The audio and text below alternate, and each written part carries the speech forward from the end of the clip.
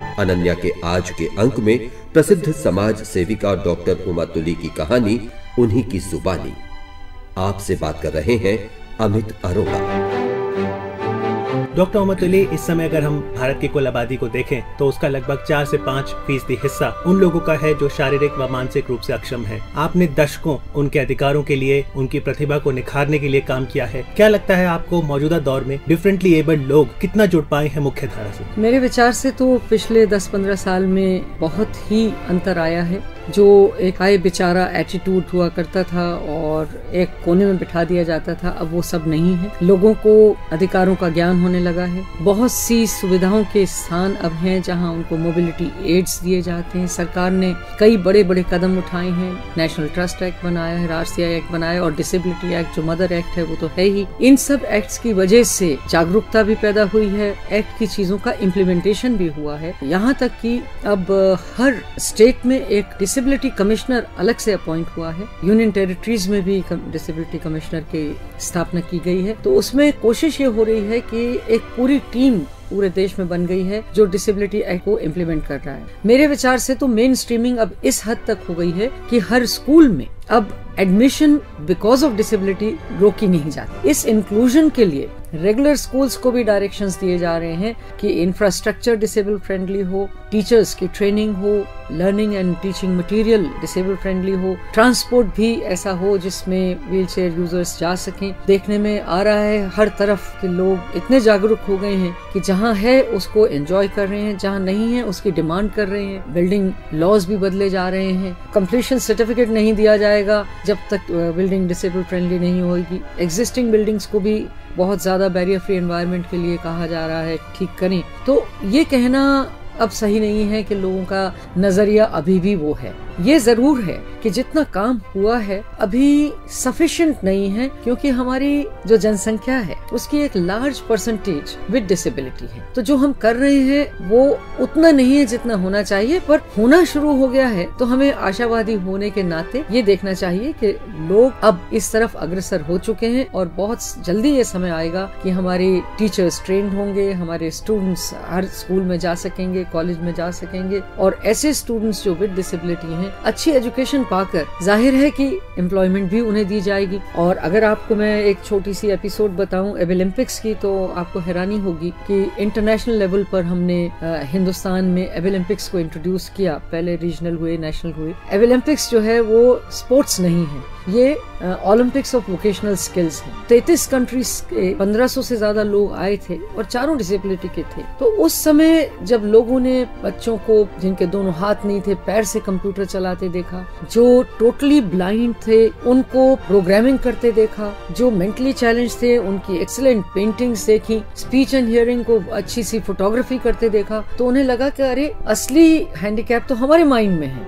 इस बैरियर को हटाना बहुत जरूरी है और उन काबिलियत के जो नजारे थे उनसे नजरिए बदले। उमा जी, अंतर्राष्ट्रीय एबिलिम्पिक्स की अगर बात करें तो हर 4 साल में एक बार ये इवेंट होता है और भारत में ये इवेंट आया 2003 में। आपने काफी सक्रिय भूमिका निभाई। 45 कंपटीशन थे और हम अपने श्रोताओं को बता दें कि भारत ने उसमें 30 मेडल जीते थे, 7 गोल्ड, 7 सिल्वर और 14 ब्रॉन्ज। लेकिन जैसा आपने कहा कि इंफ्रास्ट्रक्चर अब मुहैया कराया जा रहा है, लेकिन मानसिकता की अगर बात करें, क्या हम सबको सबसे पहले जानना ये जरूरी है कि डिसेबिलिटी का मतलब इनएबिलिटी नहीं है, ये बिल्कुल एबल्ड हैं, भले ही डिफरेंटली एबल्ड। ये आपने बहुत अच्छा शब्द इस्तेमाल किया, विभिन्न रूप से सबल भी हम इनको बोलते हैं। Persons with disability because they are persons first. तो ये डिसेबिलिटी इज नॉट इनेबिलिटी, ये भी अब बहुत हद तक लोग समझ गए हैं। ये बच्चे भी हम किसी से कम नहीं का नारा लगा रहे हैं।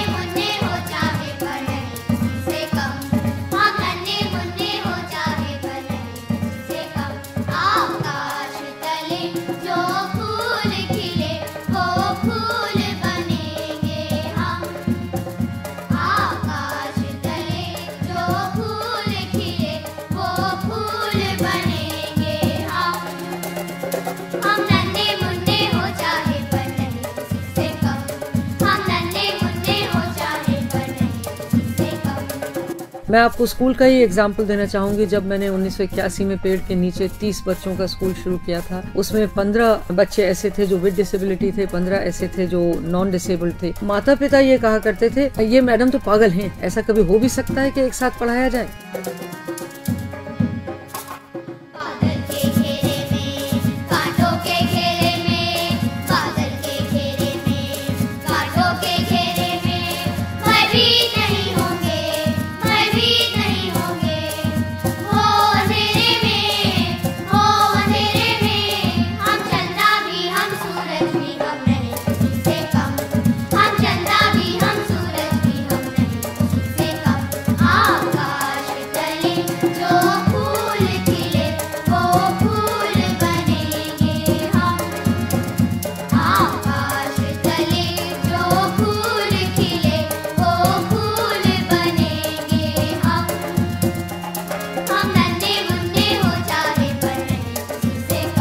और वही पेरेंट्स थोड़े दिनों बाद जब समझ गए कि ये एक्सेप्टेंस की बात है, ये अंडरस्टैंडिंग की बात है, ये कॉम्प्लेक्सेस दूर करने की बात है, तो अपने ही मोहल्लों से दोनों किस्म के बच्चों को ले आने लगे और हमारे स्कूल में नंबर बढ़ने लगा। आज 30 के बजाय 600 बच्चे हैं, उसमें भी equal number of able and disabled हैं। जो मेंटली चैलेंज है उनको हम सोशली इंटीग्रेट करते हैं, उन्हें उसी स्कूल में स्पेशल सेक्शन में बिठाते हैं फॉर एकेडमिक्स, और वो खेलते एक साथ हैं, कल्चरल एक्टिविटी में एक साथ जाते हैं, खाते पीते एक साथ हैं, वोकेशनल एक साथ करते हैं। तो ये जो सोशल इंटीग्रेशन होता है उससे भी मेन स्ट्रीमिंग बहुत अच्छी हो जाती है। और कोशिश ये भी की जाती है कि स्पेशल स्कूल्स को रिसोर्स सेंटर्स बना दिया जाए और उनके रिसोर्सेज को चारों तरफ इंक्लूजन के लिए किया जाए। मिनिस्ट्री ऑफ HRD ने इसके लिए अच्छा स्टेटमेंट हमारे मिनिस्टर ने दिया है और उम्मीद है कि 2010 तक कोई भी बच्चा ये नहीं कहेगा कि मुझे डिसेबिलिटी की वजह से एडमिशन नहीं मिली। दूसरी बात, हर स्कूल में टीचर्स ट्रेन होंगी। तीसरी बात, हर स्कूल का इंफ्रास्ट्रक्चर डिसेबल फ्रेंडली होगा।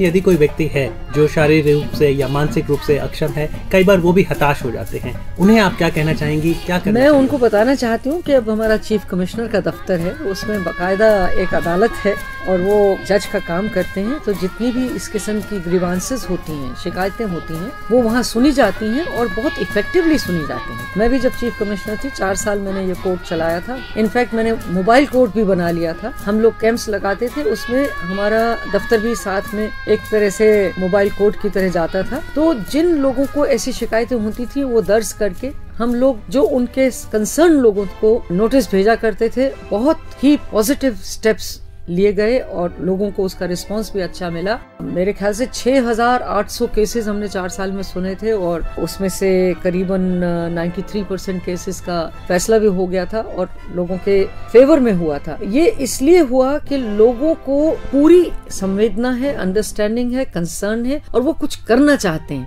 पर जागरूकता नहीं। अब जागरूकता भी है और अंडरस्टैंडिंग के साथ लोग एक्सेप्टेंस दिखा रहे हैं अपनी। और मेरे विचार से तो पर्सन्स विद डिसेबिलिटी भी ये साबित कर रहे हैं कोई भी ऐसी चीज नहीं है जो वो नहीं कर सकते, तो मेन स्ट्रीम में क्यों नहीं जा सकते, और जा रहे हैं और बड़े सफलता से। आप देख रहे होंगे कि बहुत से लोगों ने बहुत ऊंचे ऊंचे पद पर काम संभाला हुआ है। बहुत से बच्चे अब हायर एजुकेशन में भी हैं जो डिसेबल्ड हैं, और ऐसे भी बच्चे हैं जो अमर ज्योति स्कूल जैसे स्कूल में पढ़ने के बाद 8वीं क्लास के बाद रेगुलर स्कूल में बिना किसी प्रॉब्लम के पढ़ रहे हैं और बहुत कुछ बन रहे हैं। जी डॉक्टर उमतुल्ली, यदि आपके व्यक्तित्व पर आए तो इस समय आप अमर ज्योति स्कूल से सक्रिय रूप से जुड़ी हुई हैं। उससे पहले जैसा आपने कहा 2001 में आप चीफ कमिश्नर भी रही पर्सन्स ऑफ डिसेबिलिटीज भारत सरकार में, और तब वो पहला मौका था जब कोई भारतीय महिला उस पद पर थी जो कि एक नॉन IAS ऑफिसर थी। ये मेरे लिए एक बहुत इंटरेस्टिंग तजुर्बा था अमर ज्योति में काम करते हुए या as reader in the department of English Delhi university में काम करते हुए। कई किस्म के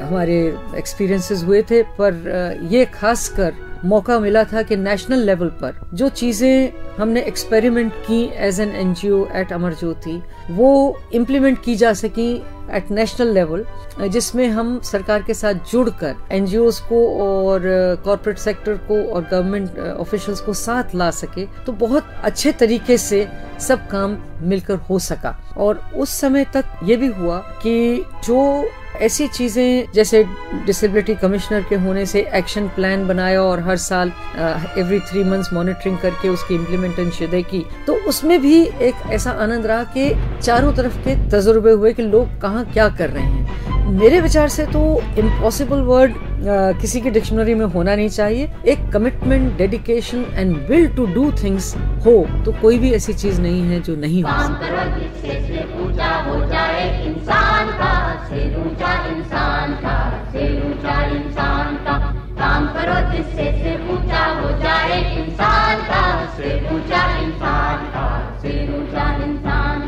सूरज दिन भर जल जल कर हटता झटका अंधियारा, प्यार भरा की हरने को बरसाता नम जलधारा। सूरज दिन भर जल जल कर हटता झटका अंधियारा, प्यार भरा की हरने को बरसाता नम जलधारा। साथ गीत इनके गाओ तुम जन जन के कल्याण का, साथ गीत इनके गाओ तुम जन जन के कल्याण का। आपके जीवन में वो कौन सा टर्निंग पॉइंट था जहां आपने सोचा अब मैं सोशल वर्क करूंगी और खास तौर पे डिसेबिलिटी सेक्टर में काम करूंगी? समाज सेवा का शौक तो मुझे शुरू से रहा, पर 1965 में जब मैं ऑलरेडी पढ़ाना शुरू कर चुकी थी, मेरा भाई जो इलेक्ट्रिकल इंजीनियर मुझसे सिर्फ 1.5 साल बड़ा, 22 साल की उम्र का था, उसका एक्सीडेंट हुआ ट्रक से और उसमें उसके एक लेग का 3 बार एम्पुटेशन होने से स्टंप बहुत छोटा रह गया। और उस समय हिंदुस्तान पाकिस्तान की लड़ाई भी चल रही थी। उसके स्टंप पर कोई प्रोस्थेसिस नहीं बना पा रहा था, तो हम पूरे हिंदुस्तान जहाँ जहाँ ये बनते थे प्रोस्थेसिस वहाँ ले गए, पुणे ले गए, मुंबई ले गए। मैंने हजारों एम्पुटीज हर अस्पताल में देखे बिकॉज ऑफ द वॉर। दिल में ये आया कि इतनी अगर खराब स्थिति है तो हमें एक ऐसी संस्था जरूर बनानी चाहिए जहाँ पर हाय बेचारा एटीट्यूड ना रहे, क्योंकि मेरे भाई को सब कहते थे अरे इतना सुंदर, इतना पढ़ा लिखा इंजीनियर, अब बेचारा क्या करेगा अपनी जिंदगी में। वो बेचारा तो है नहीं, वो तो अभी भी भगवान की दया से अमेरिका में उसने अपने आप को प्रूव किया, फोर्ड ट्रैक्टर कंपनी में हाईएस्ट पोस्ट पर पहुंचा। पर ऐसे और भी बहुत सारे बेचारे भाई सही रास्ते पर आ सके।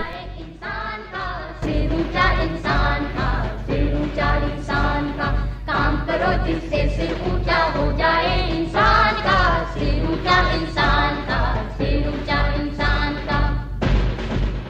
शुरू में जरूर प्रॉब्लम्स रही, लेकिन जहाँ तक मैं सोचती हूँ पिछले 25 वर्ष में जब से मैंने टीचिंग के साथ ये शुरू किया और फिर बाद में टीचिंग छोड़ दी, क्योंकि मुझे लगा ये ज्यादा जरूरी है काम समाज में। इस क्षेत्र में कमिटेड लोगों का होना और एक कॉज के लिए खो जाना बहुत जरूरी होता है, और ऐसी चीजों को पाने के लिए अपने कुछ सेक्रीफाइसेस भी करने पड़ते हैं। परंतु एज ए वुमन मैं इतना जरूर कहना चाहूंगी कि मेरे लिए सब कुछ संभव इसलिए हो सका कि मेरे परिवार ने, मेरे पति ने, मेरे बच्चों ने हर कदम पर मुझे साथ दिया, आज भी दे रहे हैं, और ऐसे काम में स्वयं जुड़ गए, न कि चेहरे पर शिकन लाए कि ये तो हर समय समाज सेवा में ही लगी रहती हैं। मेरे पिताजी बहुत बड़े सोशल वर्कर थे, उनसे भी प्रेरणा मिली, पर ये काम अपने आप में ऐसे अचानक बढ़ता गया कि मैंने सोचा भी नहीं था कि एक होलिस्टिक अप्रोच से आज मैं काम कर सकूंगी जो अमर ज्योति में है। पेड़ के नीचे शुरू किया हुआ एक बहुत बड़ी संस्था बन चुका है, जहाँ 30 के बजाय 600 बच्चे हैं। यहाँ पर एजुकेशन प्रोग्राम के अलावा मेडिकल केयर यूनिट्स भी हैं, वोकेशनल यूनिट्स भी हैं, स्पोर्ट्स कल्चरल एक्टिविटीज हैं, प्लेसमेंट है, फिजियोथेरेपी कॉलेज है, दिल्ली यूनिवर्सिटी से रिकॉग्नाइज्ड, टीचर्स ट्रेनिंग सेंटर है, इंदिरा गांधी यूनिवर्सिटी का भी सेंटर है, नेशनल ओपन स्कूल का सेंटर है। तो मैं सोचती हूँ कि मैंने एज एन एजुकेशनिस्ट कुछ खोया नहीं है। चुनौती कई बातों की रही, और वो चुनौती कुछ हद तक सोशल एटीट्यूड की रही, कुछ हद तक अनअवेयरनेस की रही, कुछ हद तक फाइनेंशियल कंस्ट्रेंट्स की रही, लेकिन एक दिए और तूफान की कहानी की तरह ये दिए की लौ जलती रही और हम लोग आगे बढ़ते रहे। मुझे पूरा विश्वास है कि अमर ज्योति जो आज है, जिसमें खासकर विमेन विद डिसेबिलिटी के लिए बहुत कुछ किया गया है, जिसमें ये साबित किया गया है कि लोग जो समाज में बोलते हैं एक तो औरत ऊपर से विद डिसेबिलिटी तो डबल अभिशाप है, वो बिल्कुल गलत है। हमारे पास इतने अच्छे पोस्ट पर लड़कियां हैं जो पढ़कर ट्रेनिंग लेकर आज अपने आप बहुत कुछ कमा रही हैं, शादी भी हो गई है, बच्चे भी हैं और बहुत खुश हैं। कदम बढ़ाए जा, कदम बढ़ाए जा, तू रास्ते की मुश्किलों पे मुस्कुराए जा, मुस्कुराए जा। कदम बढ़ाए जा, कदम बढ़ाए जा, तू रास्ते की मुश्किलों पे मुस्कुराए जा, मुस्कुराए जा। हमें ये समझना होगा कि अपना नजरिया ऐसा रखें कि वो भी इंसान पहले हैं, हमें उन्हें अपॉर्चुनिटीज देनी है, और उन अपॉर्चुनिटीज को देकर हमेशा ऐसा ही लगता है कि कहीं किसी भी रूप में कहीं पर भी किसी से कम नहीं है। तो अपॉर्चुनिटीज देने की जहाँ तक बात है, आपको लगता है डिफरेंटली एबल्ड लोगों के लिए आरक्षण होना चाहिए? मैं सोचती हूँ कि जो आरक्षण हमारे डिसेबिलिटी एक्ट में है उससे मदद तो अवश्य मिली है। आरक्षण से ये जरूर फायदा हो जाता है कि जो निगलेक्ट होने का चांस होता है वो नहीं रह जाता, लेकिन मैं सोचती हूँ कि बहुत से लोग जो काबिल हैं वो बिना आरक्षण के भी आगे आ जाते हैं। हमारे IAS में भी आए हैं और अब तो उसमें भी 3% रिजर्वेशन हो रहा है, तो एक अपॉर्चुनिटी के हिसाब से रिजर्वेशन अच्छा अच्छा है। जी डॉक्टर उमा, आप 60 के दशक में दिल्ली आ गई। अब आप दिल्ली में हैं, लेकिन आपकी पैदाइश ग्वालियर मध्य प्रदेश की है, तो यकीनन श्रोता जानना चाहेंगे कि आपका बचपन कैसे बीता, कैसा था आपका बचपन? मैं बहुत शरारती थी अपने स्कूल में भी और कॉलेज में भी। मुझे खेल कूद का बहुत शौक था। पढ़ने में भी पता नहीं कैसे बहुत अच्छे नंबर आ जाते थे। सारा टाइम खेल के, एनसीसी में रहकर, होम गार्ड्स में रहकर भी नेशनल लेवल पर मैंने बैडमिंटन खेला, वॉलीबॉल खेला, एथलेटिक्स में बहुत से गोल्ड मेडल लिए। हमारी शरारत हुआ करती थी बहुत कंस्ट्रक्टिव, उसमें कोई किसी किस्म का डैमेज नहीं होता था और एक अजीब किस्म की लीडरशिप थी। हमें कहीं कुछ अपने देश के लिए करना है और उस लीडरशिप में कॉलेज में जैसे स्टूडेंट्स यूनियन होता है, उसका प्रेसिडेंट, उसका सेक्रेटरी, उस लेवल पर, और वैसे भी जब टीम्स जाती थी तो अपने आप ही न मालूम कैसे लीडर बन जाया करते थे। तो कुछ ये भी होता था कि मेरी टीचर्स मुझे प्यार बहुत करती थी, तो उससे एक जैसे शय मिल जाती है वो रहती थी। नुकसान किसी का नहीं किया और मेरे पिताजी ने एक ही चीज कही, मेरी माताजी ने उसको बार बार दोहराया, अपॉर्चुनिटी जो मिली उसका फायदा नहीं उठाया, कभी झूठ नहीं बोला, कभी बिना मेहनत के कुछ पाने की कोशिश नहीं की और किसी को धोखा नहीं दिया। तो ये चीजें जैसे कूट कूट के भर दी गई। तो आज भी मुझे लगता है कि जो भी उपलब्धियां हैं वो शायद इसीलिए हैं कि लगन से, सच्चाई से, मेहनत से एक ऐसे सोशल कॉज को करने का भगवान ने अवसर दिया है कि वहाँ अपनी बहुत बड़ी धरोहर आ गई है और वो धरोहर है बच्चों की मुस्कुराहट, जो इन अवसर को पाकर शिक्षा ले पा रहे हैं, भाग ले पा रहे हैं कई ऐसे इवेंट्स में जो कभी सोच भी नहीं सकते थे। जैसे अभी हम लोग 11 बच्चों को कल्चरल परफॉर्मेंस के लिए ले जा रहे हैं यूके, यूएसए एंड कनाडा। ये इंटरनेशनल टूर एक्सपोजर विजिट के रूप में ऑर्गेनाइज किया जा रहा है, क्योंकि मैंने उनका सामर्थ्य स्टेज पर जब देखा, व्हील चेयर को स्पिन करते हैं फियरलेसली, भांगड़ा करते हैं विगरसली। हम लोगों की हार्ट बीट्स मिस होने लगती हैं पर उनका एंथुसियाज्म कम नहीं होता है, इतने मस्ती से नाचते हैं। तो मैंने ये सोचा कि अगर इस टूर से लोगों में ये जागरूकता पैदा हो सके, बाहर भी, अपने देश से बाहर, जो एक स्टिग्मा है वो हटाना बहुत आवश्यक है। ये मौका जो है इंटरनेशनल टूर का, मुझे विश्वास है कि वो सारे हिंदुस्तान में ही नहीं पूरे विश्व में ये मैसेज देकर आएंगे कि हम औरों से बेहतर हैं।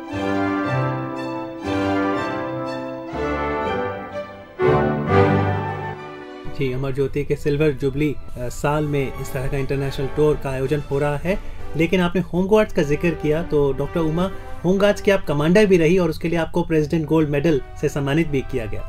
होम गार्ड्स में अगेन मुझे चूंकि वर्दी पहनने का हमेशा शौक रहा, I was in NCC and I was also second lieutenant as officer for my college students. तो मुझे होम गार्ड्स का जब ऑफर आया तो मैंने बड़ी खुशी से एक्सेप्ट किया, क्योंकि उस समय मुझे एक ऐसा मौका मिला कि मैं जो विमेन कॉन्टिजेंट इंडिया गेट तक आता था 26 जनवरी को, उसके लिए एक चुनौती स्वीकार करूं। और मैंने कहा नहीं, मैं लाल किले तक मार्च करना चाहती हूँ with a sword in my hand. I led the main contingent and I could do it. So that was the first time that I took it as a challenge and I succeeded. तो उसके बाद से लड़कियां rifle लेकर अब 18 kilometre मार्च करती हैं। मुझे बड़ा अच्छा लगा कि एक प्रेसिडेंस सेट हो सका। इसको देखते हुए मैंने फिर अपने स्कूल के बच्चों को 26 जनवरी की परेड में शामिल करने के लिए कोशिश की। बहुत सारे चैलेंजेस थे पर भगवान की दया से उन्हें मौका मिला और अब तो बहुत बार बच्चे जो विद डिसेबिलिटी हैं 26 जनवरी की परेड में भाग लेते हैं। इसी तरह से इंटीग्रेटेड स्पोर्ट्स का जो मुझे अपना एज स्पोर्ट्स वुमन मौका मिलता था भाग लेने का, मैंने सोचा क्यों नहीं इन बच्चों को भी मौका दिया जाए। तो इंटीग्रेटेड स्पोर्ट्स और इंटीग्रेटेड कल्चरल एक्टिविटीज शुरू करवानी जरूरी समझी और हमेशा सक्सेस मिली। और कुछ ये भी कहना चाहिए कि ऊपर वाले की इतनी कृपा कि पूरे समाज के हर सेक्टर से सहयोग मिला। तो आपका तो 3 दशकों से भी ज्यादा टीचिंग एक्सपीरियंस रहा है।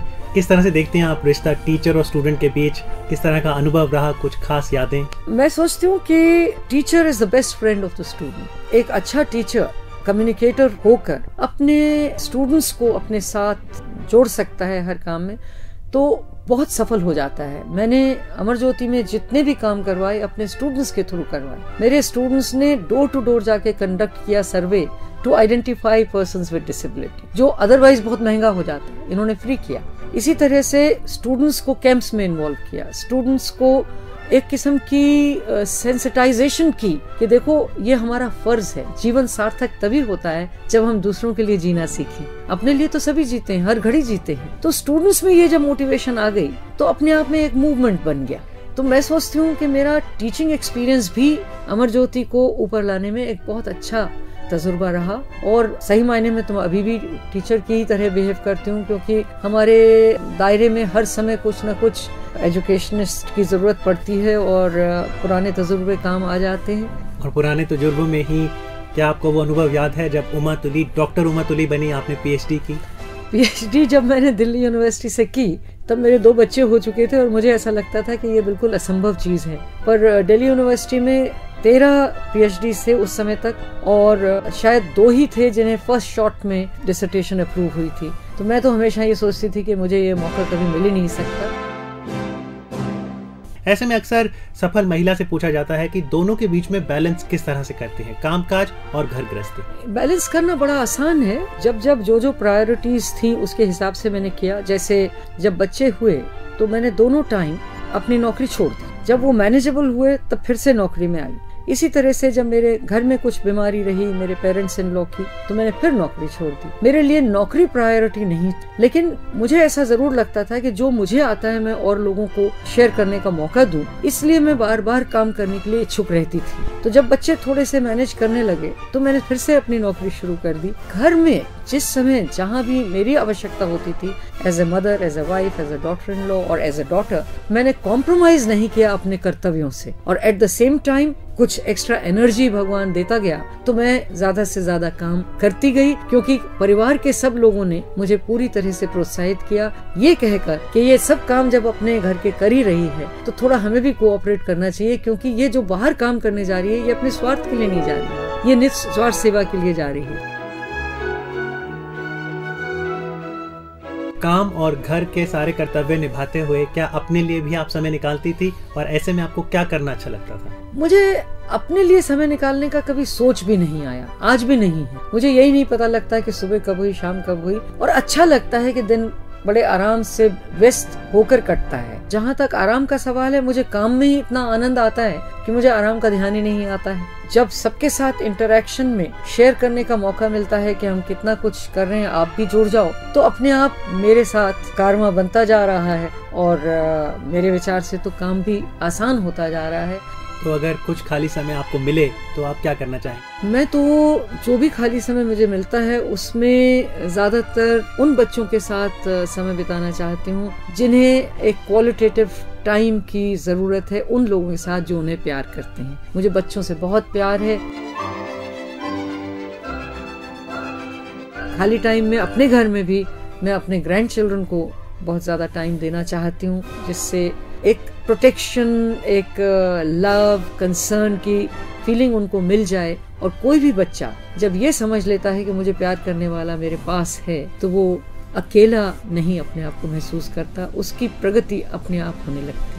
जी उमा जी, कहा जाता है बच्चे जो हैं देश की धरोहर होते हैं, और अंग्रेजी में कहा जाता है if you educate a girl child you educate the entire family. तो जो हमारे श्रोता हैं और खासतौर पर जो माँ बाप हैं जो अपनी बेटियों को कई बार स्कूल नहीं भेजते हैं, उन्हें क्या कहना चाहेंगे? मैं तो ज्यादातर गाँव में पेरेंट्स को मिलने जाती रही हूँ और हमेशा ये कहा है कि बच्ची जो है वो ज्यादा इम्पोर्टेंट धरोहर है आपकी, और ये और महत्वपूर्ण हो जाएगी अगर आप इसे पढ़ाएंगे। जब एक बार पेरेंट्स कन्विंस हो जाते हैं कि बच्ची में और लड़के में कोई फर्क नहीं है, और बच्ची जब अपने आप को प्रूव करने लगती है स्कूल में, तो फिर उन्हें भी ये समझ में आ जाता है पेरेंट्स को कि ये हमारी गलती है कि हम इसको लड़की समझकर घर बिठाते हैं। और अब सच मानिए तो धीरे धीरे समय बदल रहा है, तो नजरिया तो बदल रहा है चारों तरफ। नजरिया बदल रहा है, तो भारत की बात रही, क्योंकि आप विदेश भी होकर आई हैं, बल्कि आपने अपनी मास्टर्स डिग्री जो ली वो मैनचेस्टर से ली थी, अन्य देश भी आप गई हैं। आप क्या देखती हैं कि जो इंक्लूसिव एजुकेशन की बात है, बाहर के देशों से क्या सीख सकते हैं? अब तो पूरे वर्ल्ड में 26 कंट्रीज ऐसी हैं जिन्होंने डिसेबिलिटी एक्ट बनाया है। फैसिलिटीज फॉरेन कंट्रीज में जरूर ज्यादा हैं, लेकिन मैं सोचती हूँ वहाँ भी बहुत बार एक औरत को अपने से इंफीरियर मानता है आदमी। बहुत सारी डेवलप्ड कंट्रीज ऐसी हैं जहाँ चूंकि इकोनॉमिकली वो स्ट्रॉन्ग हैं तो लड़ लेती हैं। मैं ये कहना चाहूंगी कि जो महिला और पुरुष का रिश्ता है उसमें एक कहीं पर भी मुझे ऐसी कंट्री नजर नहीं आई जहां हम कह दें कि woman is greatly respected. In fact अगर असलियत जानना चाहते हैं तो हिंदुस्तान में फिर भी कहीं ना कहीं घूम फिर कर ये बात जरूर आ जाती है कि महिला को बहुत रिस्पेक्ट दी जाती है, और ये हमारे इतिहास में भी है, परिवर्तन आए हैं। और जो इस समय खासतौर पे हमारे वो श्रोता जो शारीरिक रूप से या मानसिक रूप से अक्षम हैं, उन्हें आप क्या कहना चाहेंगी? आपका ये जो रेडियो का जरिया है ये इसमें बहुत वाइटल रोल प्ले कर सकता है। इस मीडिया के द्वारा मैं चाहूंगी कि ज्यादा से ज्यादा लोगों को एक्ट से परिचित कराया जाए, और print media and electronic media एक सक्सेस स्टोरीज को बराबर अखबारों में छापे और टीवी पर दिखाए, और उससे बहुत ज्यादा लोग प्रेरित होते हैं तो सफलता कदम चूमती ही है। आपके क्या प्लान्स हैं आने वाले समय के लिए? मेरा सबसे बड़ा प्लान तो यह है कि अब ये स्टेज आ गई है कि किसी भी एजुकेशन, एम्प्लॉयमेंट या सोशल सेक्टर में कोई डिस्क्रिमिनेशन होना ही नहीं चाहिए। किसी की शारीरिक या मानसिक अक्षमता का मतलब ये नहीं कि वे कुछ करने में अक्षम हैं। वो भी हमारे ही समान हैं और हम सभी को मिलकर उन्हें सक्षम बनाना है। इस दिशा में डॉक्टर उमा तुली की पहल के सुखद परिणाम सामने आ चुके हैं। ये सदी तेरे नाम करते हैं, ये सफर तेरे नाम करते हैं। तुझसे फैली हर तरफ रौनक, चांद तारे प्रणाम करते हैं। कोशिशों का सफर जारी रहे, कोशिशों का सफर जारी रहे। दुआ हम सुबह शाम करते हैं, दुआ हम सुबह शाम करते हैं। अनन्या अनन्या अनन्या